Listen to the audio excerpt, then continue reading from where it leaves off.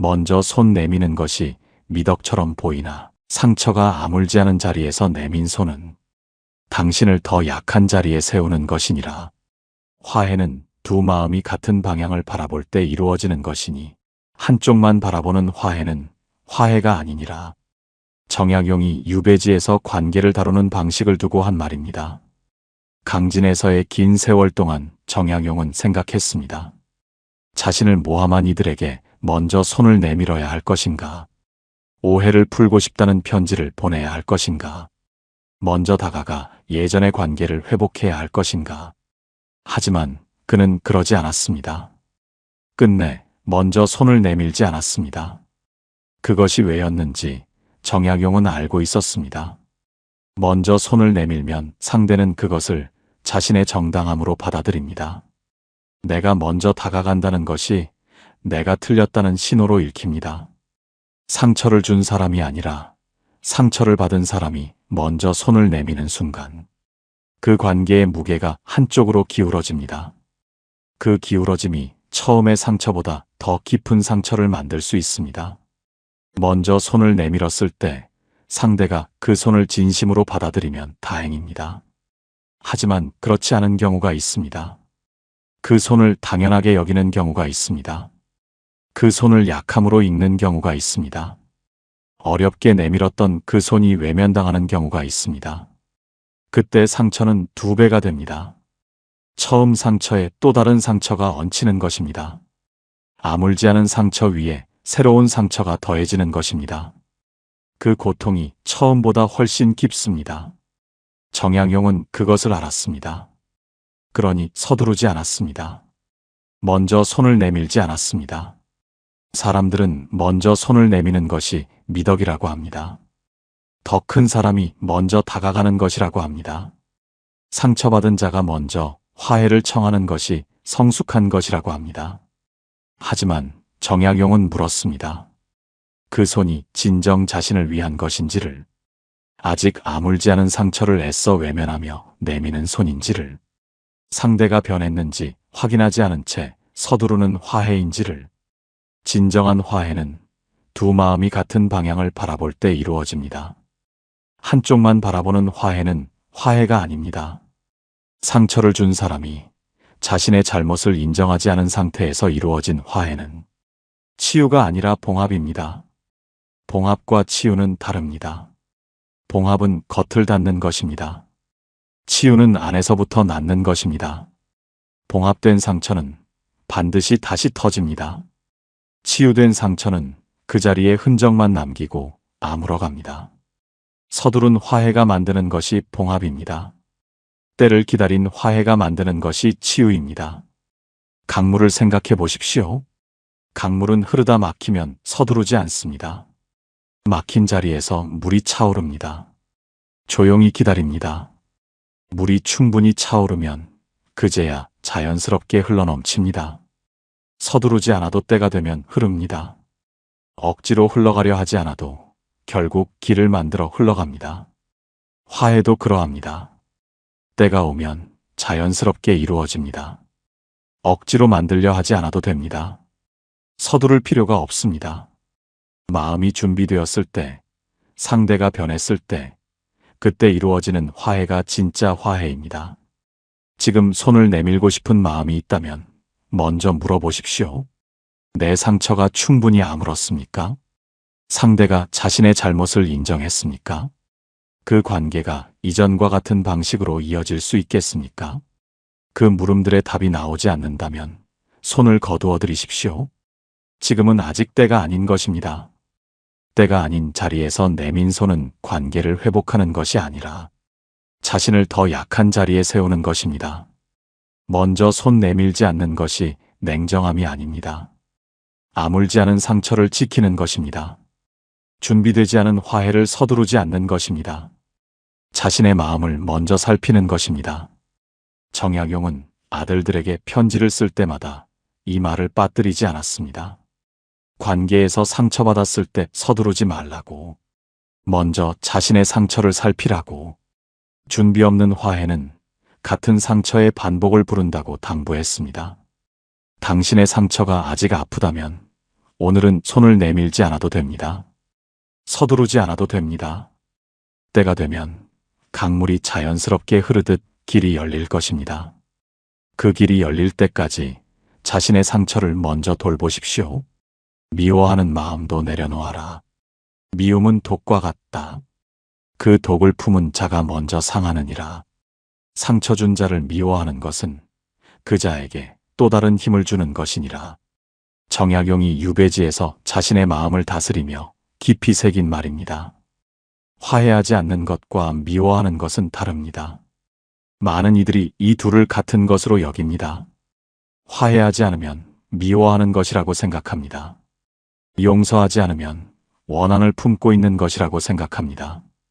하지만 정약용은 달랐습니다. 화해하지 않되 미워하지도 않는 것. 그것이 가장 단단한 자리라고 했습니다.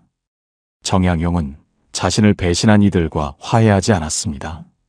하지만 그들을 미워하는데 에너지를 쓰지도 않았습니다.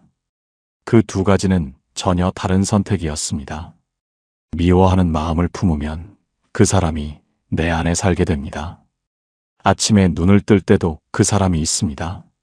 하루를 보내는 동안에도 그 사람이 있습니다. 밤에 잠자리에 들 때도 그 사람이 있습니다. 미워하는 동안 그 사람에게 내 하루를 내어주는 것입니다. 내 마음속 가장 많은 자리를 그 사람이 차지하게 됩니다. 상처 준 사람이 내 안에 사는 것입니다. 그것이 또 다른 상처입니다. 처음 상처보다 더 오래가는 상처입니다. 정약용이 자신을 모함한 자들을 미워하는데 18해를 썼다면 어떻게 되었겠습니까? 그 긴 세월이 미움으로 가득 찼을 것입니다. 아침마다 그 자들을 떠올리며 분노했을 것입니다. 밤마다 그 억울함을 곱씹으며 잠을 이루지 못했을 것입니다. 그 에너지가 모두 미움으로 소진되었을 것입니다. 수백 권의 책은 없었을 것입니다. 목민심서도, 경세유표도, 흠음신서도, 그 방대한 저술들이 세상에 나오지 못했을 것입니다. 미움이 그것들을 태워버렸을 것입니다. 정약용은 그것을 알았습니다. 그래서 미움을 내려놓았습니다. 연못을 생각해 보십시오. 누군가 그 연못에 독을 풀었습니다. 처음에는 물고기들이 죽어갑니다. 연잎이 시들고 물빛이 흐려집니다. 연못이 오염됩니다. 하지만 그 독은 거기서 멈추지 않습니다. 연못 자체가 오염됩니다. 그리고 그 오염된 연못의 물을 마셔야 하는 것은 독을 푼 자 자신이기도 합니다. 미움이 꼭 그러합니다. 상대를 향해 풀어놓은 미움이 결국 내 안의 연못을 오염시킵니다. 미움을 품은 자가 그 독 속에서 살게 됩니다. 상대를 해치기 전에 자신이 먼저 상합니다. 미움을 내려놓는 것이 용서가 아닙니다. 이것을 분명히 해야 합니다. 미움을 내려놓는 것이 그 사람의 잘못을 없애는 것이 아닙니다. 그 사람과 화해하는 것도 아닙니다. 그 사람이 옳았다고 인정하는 것도 아닙니다. 그저 내 안에서 그 사람을 내보내는 것입니다. 내 마음 속에서 그 사람이 차지하고 있던 자리를 비워내는 것입니다. 그 자리에 다른 것을 채우는 것입니다.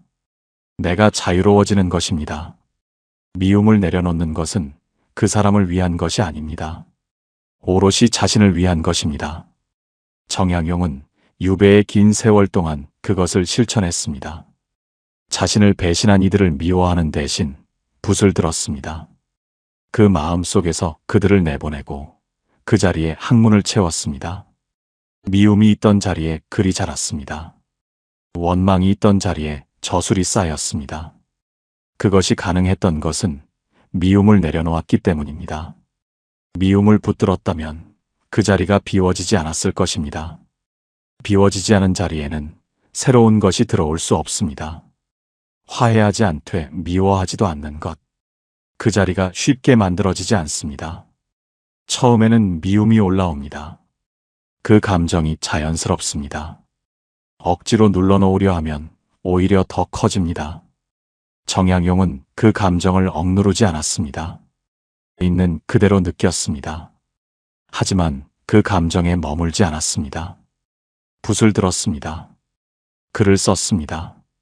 그 감정이 다른 것으로 흘러가도록 했습니다. 미움이 올라올 때마다 그는 책을 펼쳤습니다. 기록해야 할 것들을 떠올렸습니다. 후세에 남겨야 할 것들을 생각했습니다. 그렇게 미움이 있던 자리가 조금씩 다른 것으로 채워졌습니다. 정약용은 말했습니다. 미워하는 마음을 내려놓는 것은 그 사람을 용서하는 것이 아니라 자신을 자유롭게 하는 것이라고. 미움을 내려놓는 순간 비로소 자신의 길을 걸을 수 있다고. 화해하지 않되 미워하지도 않는 것이 가장 단단한 자리라고 했습니다.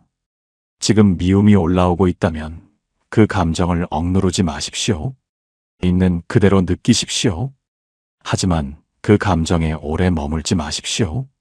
그 감정이 지나가도록 두십시오. 미움이 있던 자리를 비워두십시오. 그 빈자리에 당신의 것을 채우십시오. 배우고 싶었던 것, 만들고 싶었던 것, 가고 싶었던 곳, 그것들로 채우십시오. 미움을 내려놓는 날이 자신의 길이 시작되는 날입니다. 그 사람 없이 잘 살아라. 상처 준 자를 의식하며 사는 것은 그 자에게 당신의 하루를 내어주는 것이니라. 그 사람 없이 잘 사는 것이 가장 강한 답이다. 정약용이 유배지에서 자신의 삶을 다잡으며 새긴 말입니다. 강진에서의 긴 세월 동안 정약용에게는 선택이 있었습니다. 자신을 모함한 자들이 어떻게 지내는지 신경 쓰는 것, 그들이 잘 되는 것을 못마땅하게 여기는 것, 그들이 언제쯤 자신의 잘못을 깨달을지 기다리는 것, 아니면 그들을 의식하지 않고 자신의 삶에 집중하는 것. 정약용은 후자를 택했습니다. 그 선택이 18해의 유배를 소진이 아닌 완성으로 만들었습니다. 상처 준 사람을 의식하며 사는 것 자체가 그 사람에게 지는 것입니다. 그 사람이 어떻게 지내는지 신경이 쓰입니다.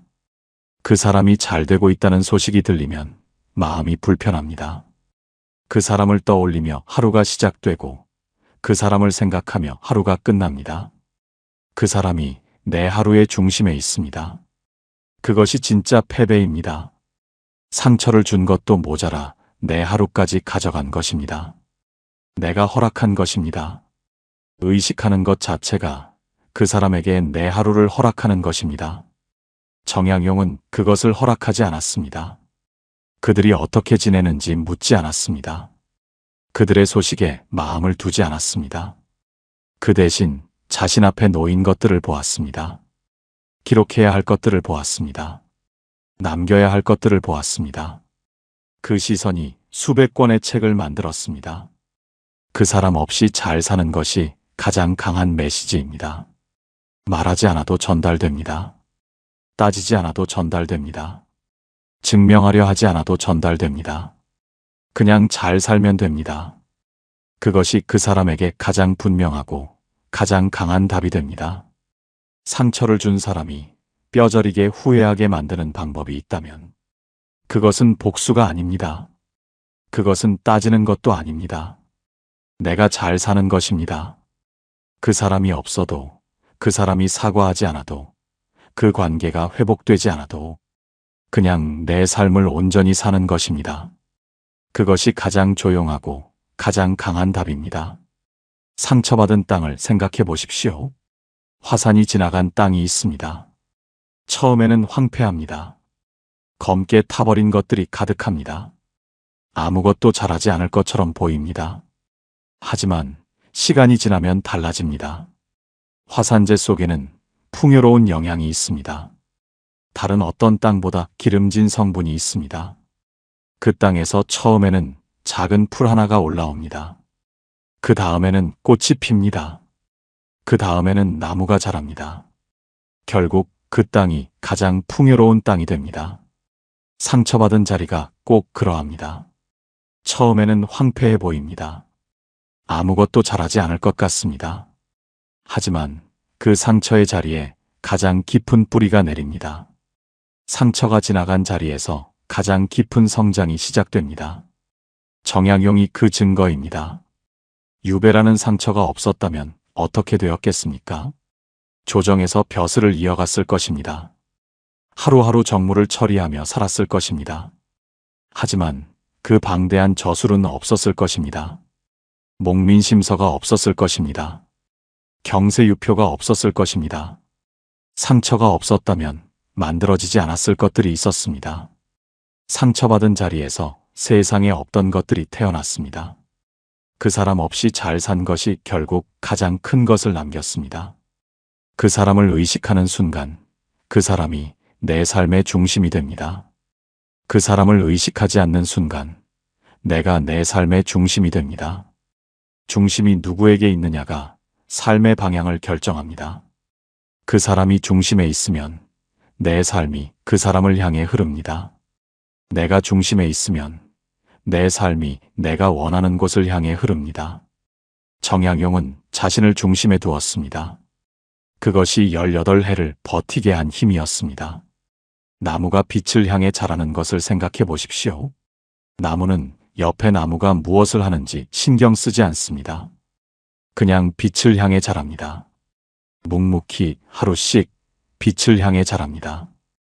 그렇게 자란 나무가 가장 곧고 가장 단단합니다. 상처받은 뒤 그 사람을 의식하지 않고 자신의 빛을 향해 자라는 것. 그것이 그 사람 없이 잘 사는 방법입니다. 그것이 결국 가장 높이 자라는 방법입니다. 정약용은 말했습니다. 상처 준 자를 의식하며 사는 것은 그 자에게 당신의 하루를 내어주는 것이라고. 그 사람 없이 잘 사는 것이 가장 강한 답이라고.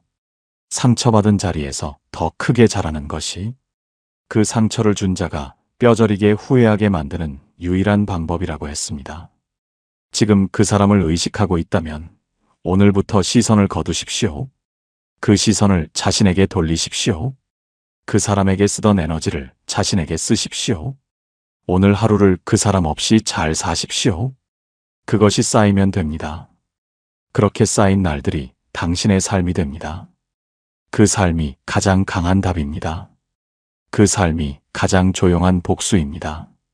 그 삶이 그 사람을 뼈저리게 후회하게 만드는 것입니다. 예의는 지키되 마음은 닫아라. 예의는 상대를 위한 것이 아니라 자신을 위한 것이니라. 무례한 자와 같은 자리에 서지 말라. 마음을 닫는 것은 차가운 것이 아니니라. 다시 상처받지 않기 위한 가장 지혜로운 선택이니라. 정약용이 유배 후 자신을 모함한 이들과 마주쳐야 했을 때 스스로에게 새긴 말입니다. 살다 보면 어쩔 수 없이 마주쳐야 하는 자리가 있습니다. 상처 준 사람과 완전히 연이 끊어지지 않는 경우가 있습니다. 같은 자리에 있어야 하는 상황이 생깁니다.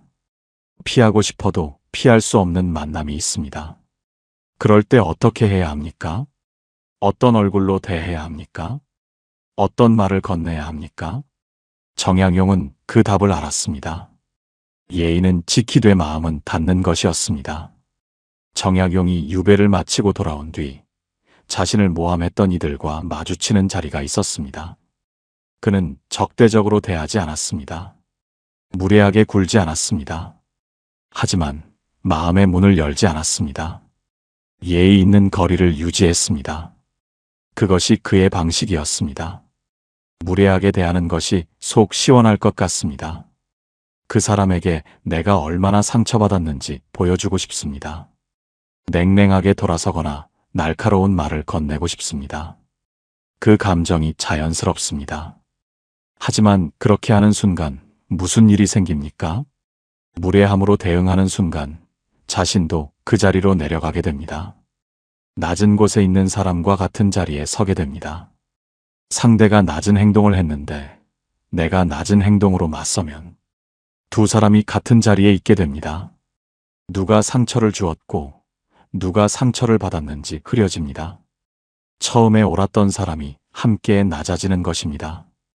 정약용은 그것을 원하지 않았습니다. 예의를 지키는 것이 그 사람을 위한 것이 아닙니다. 자신의 품격을 위한 것입니다.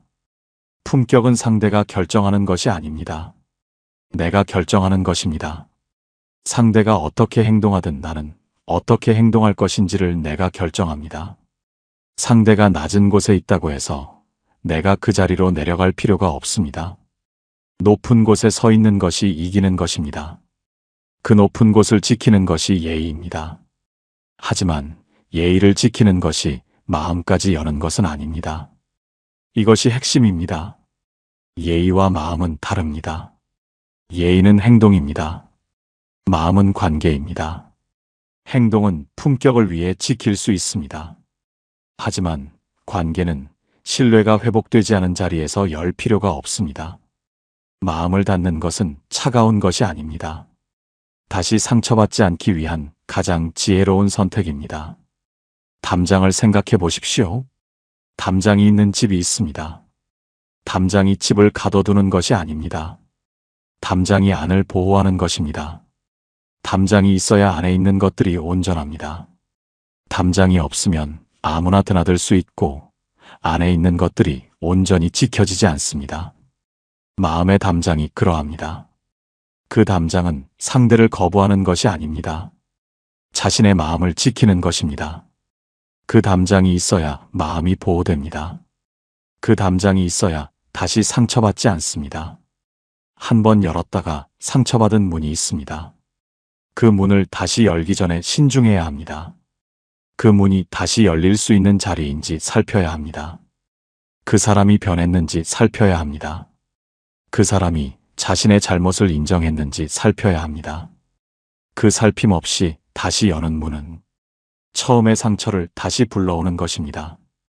정약용은 유배지에서 그것을 배웠습니다. 처음에는 마음을 너무 쉽게 열었다가 상처받은 일이 있었습니다. 따뜻하게 대해주는 이들에게 마음을 열었는데 그 안에 진심이 없는 자들이 있었습니다. 그 경험이 그에게 가르쳐 주었습니다. 예의는 지키되 마음은 신중하게 열어야 한다는 것을. 마음의 문을 열 자격이 있는 사람이 있습니다.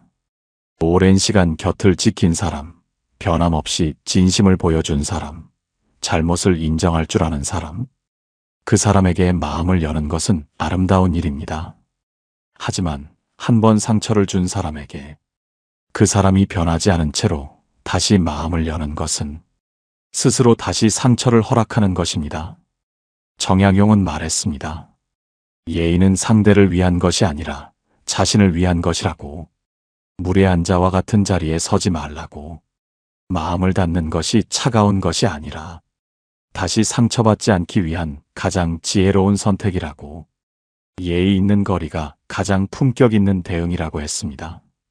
지금 상처 준 사람과 마주쳐야 하는 자리가 있다면 예의를 잃지 마십시오. 하지만 마음까지 열 필요는 없습니다. 예의 있게 대하되 거리를 유지하십시오. 그 거리가 당신의 마음을 지킵니다. 그 거리가 당신의 품격을 지킵니다. 그리고 그 거리가 당신을 또 다른 상처로부터 지켜줍니다. 상처를 성장의 뿌리로 삼아라. 상처받은 자리에서 더 깊이 뿌리 내린다. 고통 없이 단단해지는 것은 없느니라. 나를 상처 입힌 것이 결국 나를 키운다. 그것을 아는 자가 그 상처를 이긴 자이니라. 정약용이 유배의 긴 세월 속에서 가장 깊이 체득한 말입니다. 정약용의 목민심서가 있습니다. 경세유표가 있습니다. 흠음신서가 있습니다. 그 방대하고 깊은 저술들이 어디서 태어났습니까? 조정의 화려한 벼슬자리에서 태어난 것이 아닙니다. 권세 있던 시절의 풍요로운 날들에서 태어난 것이 아닙니다. 억울하게 떠나온 유배지에서 태어났습니다. 상처받은 자리에서 태어났습니다. 아무도 알아주지 않는 강진의 긴 세월 속에서 태어났습니다. 상처가 없었다면 그 책들도 없었을 것입니다. 상처가 그의 가장 깊은 저술의 뿌리였습니다. 상처는 끝이 아닙니다. 많은 이들이 상처받은 자리를 끝으로 여깁니다. 여기서 무언가가 끝났다고 생각합니다. 이 자리에서 더 이상 자라지 못할 것이라고 생각합니다. 하지만 정약용은 달랐습니다. 상처받은 자리가 더 깊어지는 기회가 될 수 있다고 했습니다. 그 자리에서 뿌리가 더 깊어질 수 있다고 했습니다. 나무가 상처를 입으면 그 자리에 나이테가 생깁니다. 그 나이테가 나무를 더 단단하게 만듭니다. 상처가 없는 나무보다 상처를 이겨낸 나무가 더 단단합니다. 그 단단함이 나무를 오래 서 있게 합니다. 바람이 불어도, 눈이 내려도, 그 나무는 쉽게 쓰러지지 않습니다. 사람도 다르지 않습니다. 상처가 사람을 단단하게 만듭니다. 그 단단함이 이후의 삶을 오래 버티게 합니다. 정약용이 유배를 떠나지 않았다면 어땠겠습니까? 조정에서 벼슬을 이어갔을 것입니다. 하루하루 정무를 처리하며 살았을 것입니다. 그것도 의미 있는 삶이었을 것입니다. 하지만 그 방대한 저술은 없었을 것입니다. 그 깊이 있는 사유는 없었을 것입니다.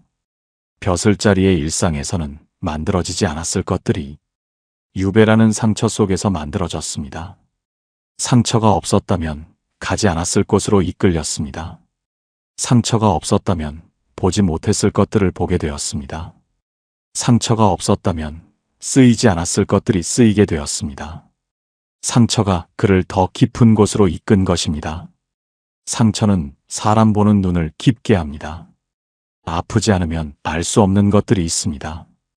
상처를 통해 비로소 보이는 것들이 있습니다. 어떤 사람이 진심인지, 어떤 관계가 진짜인지. 좋은 시절에는 보이지 않던 것들이 상처받은 자리에서 보입니다. 정약용이 유배를 통해 사람을 보는 눈이 깊어졌습니다. 누가 진심으로 곁을 지키는지, 누가 이익에 따라 움직이는지, 그 눈이 훗날 그의 저술 속에 담겼습니다. 목민심서의 깊이가 그 눈에서 나왔습니다.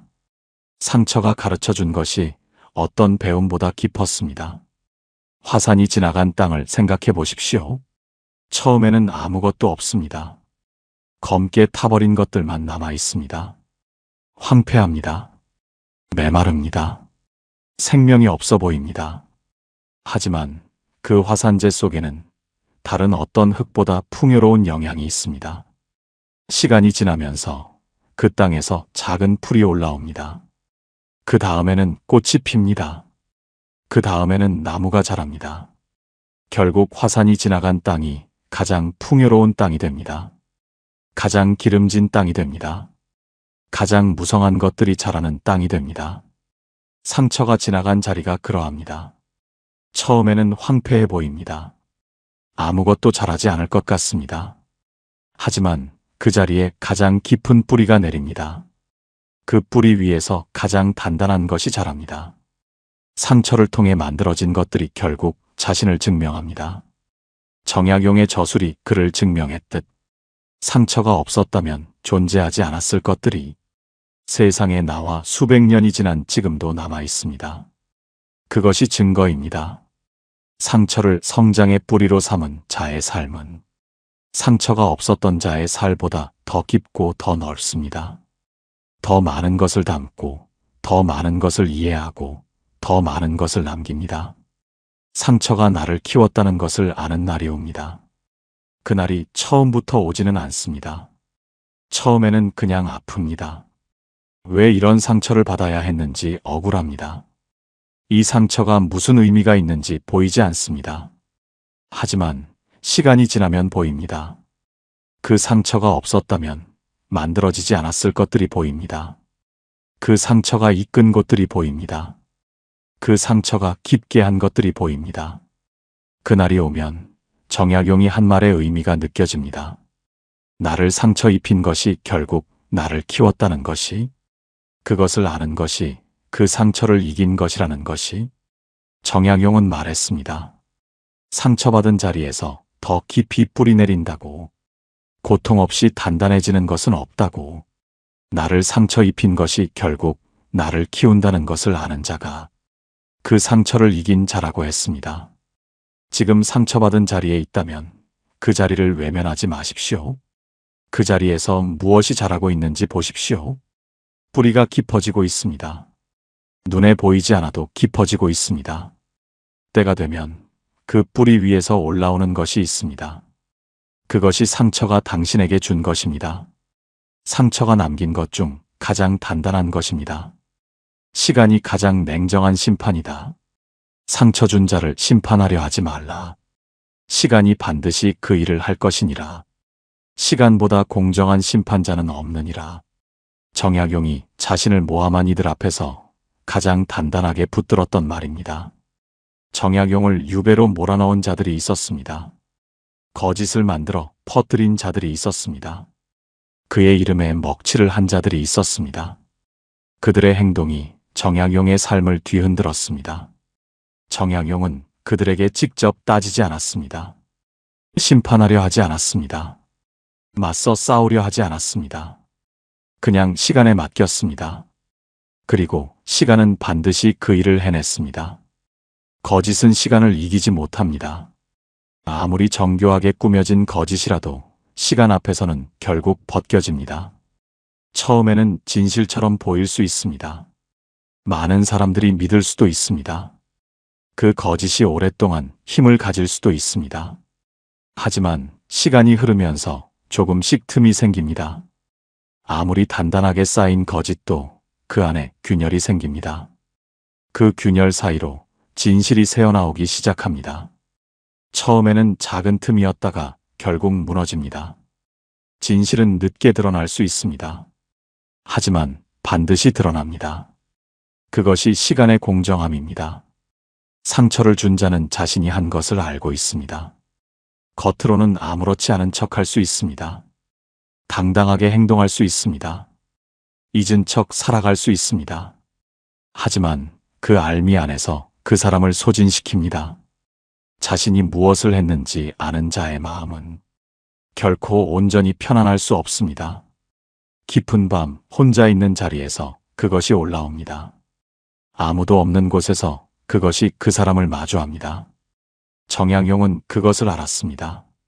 자신이 직접 심판하지 않아도 그 사람 안에서 이미 심판이 시작되고 있다는 것을. 내가 직접 심판하려 할 때 무슨 일이 생깁니까? 그 사람을 향해 에너지를 씁니다. 그 사람을 생각하는 데 시간을 씁니다. 그 사람에게 무언가를 증명하려 합니다.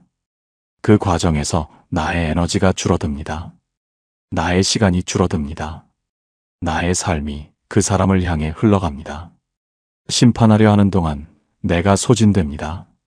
하지만 시간에 맡기면 달라집니다. 내 에너지를 쓰지 않아도 됩니다. 내 시간을 낭비하지 않아도 됩니다.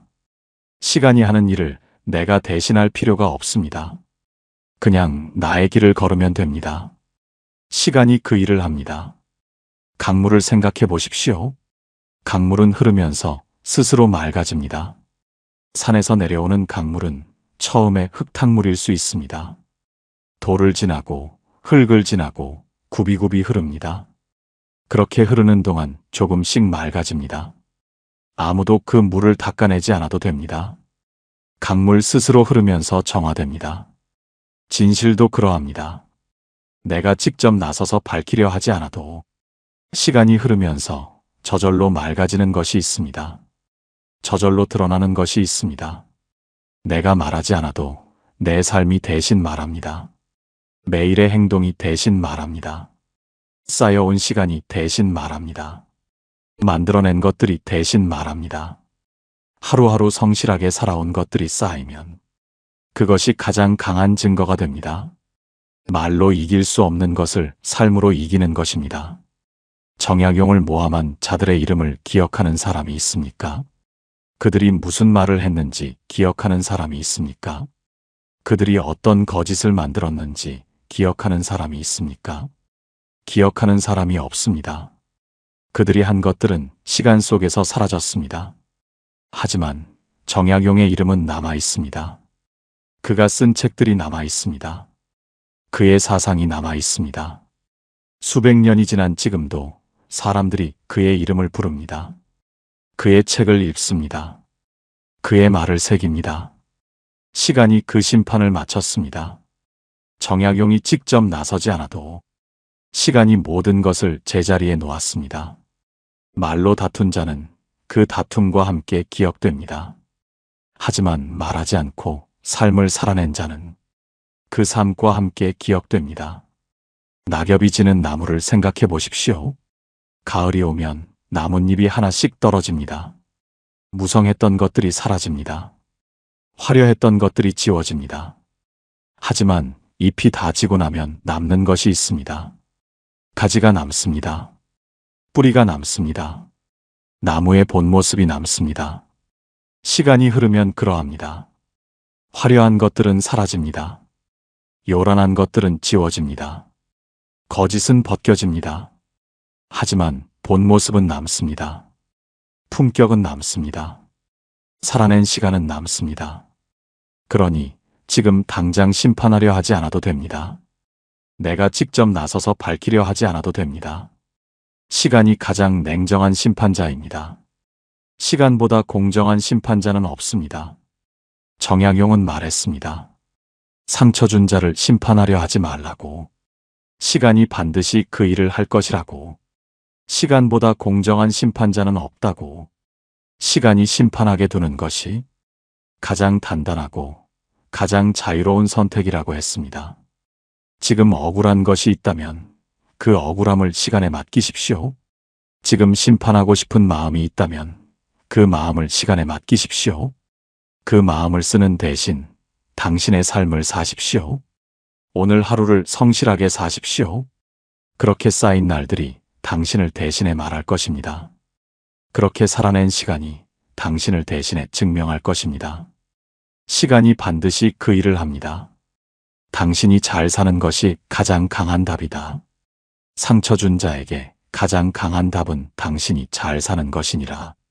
잘 사는 것이 말보다 강하고 품격이 복수보다 오래간다.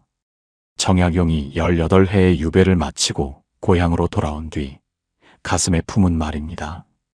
그 긴 세월 동안 그가 지킨 것이 있었습니다. 먼저 손을 내밀지 않는 것이었습니다. 미워하는 마음을 내려놓는 것이었습니다. 그 사람 없이 자신의 삶을 사는 것이었습니다. 예의는 지키되 마음은 닫는 것이었습니다. 상처를 성장의 뿌리로 삼는 것이었습니다. 그리고 시간이 심판하게 두는 것이었습니다. 그 6가지가 정약용을 지켜주었습니다. 그 6가지가 18해의 유배를 소진이 아닌 완성으로 만들었습니다. 그 6가지가 결국 그를 증명했습니다. 오늘 이야기한 6가지를 돌아보십시오. 먼저 손 내밀지 않는 것, 아물지 않은 상처를 지키는 것입니다. 미워하는 마음도 내려놓는 것, 자신을 자유롭게 하는 것입니다. 그 사람 없이 잘 사는 것, 내 하루의 중심을 나에게 돌려놓는 것입니다. 예의는 지키되 마음은 닫는 것, 품격을 지키면서 다시 상처받지 않는 것입니다. 상처를 성장의 뿌리로 삼는 것, 고통이 나를 더 깊게 한다는 것을 아는 것입니다. 그리고 시간이 심판하게 두는 것, 시간보다 공정한 심판자가 없다는 것을 믿는 것입니다. 이것이 상처 준 사람에게 가장 지혜롭게 대하는 방법입니다. 화해하지 않는 것이 차가운 것이 아닙니다. 원한을 품는 것도 아닙니다. 자신의 상처를 존중하는 것입니다. 자신을 먼저 살피는 것입니다. 그것이 용기 있는 선택입니다. 상처받은 자리에 있는 분들에게 말씀드립니다. 그 상처가 아직 아프다면 서두르지 마십시오. 화해도 미움도 복수도 서두르지 마십시오. 그냥 오늘 하루를 잘 사십시오. 그 하루가 쌓입니다. 쌓인 하루들이 당신의 삶이 됩니다. 그 삶이 가장 강한 답이 됩니다. 그 삶이 그 사람을 뼈저리게 후회하게 만듭니다. 겨울이 길수록 봄이 더 깊습니다. 상처가 깊을수록 그 자리에서 자라는 것이 더 단단합니다. 지금은 겨울입니다. 하지만 봄은 반드시 옵니다. 그 봄을 향해 오늘 하루를 사십시오. 정약용은 유배에서 돌아온 뒤 이렇게 말했습니다. 상처 준 자에게 가장 강한 답은 당신이 잘 사는 것이라고. 잘 사는 것이 말보다 강하고 품격이 복수보다 오래 간다고. 그것이 뼈저리게 후회하게 만드는 가장 조용하고 가장 강한 방법이라고 했습니다. 당신의 상처가 당신을 키울 것입니다. 당신의 침묵이 당신을 지킬 것입니다. 당신의 삶이 당신을 증명할 것입니다. 오늘 이야기가 당신의 마음에 작은 울림이라도 전해졌다면 정말 감사합니다. 구독 버튼을 눌러주시고 좋아요로 마음을 나눠주세요. 알림 설정까지 해주시면 더욱 좋겠습니다. 어디서 듣고 계신지 댓글로 알려주세요. 여러분이 계신 곳에 정약용의 지혜가 함께하겠습니다.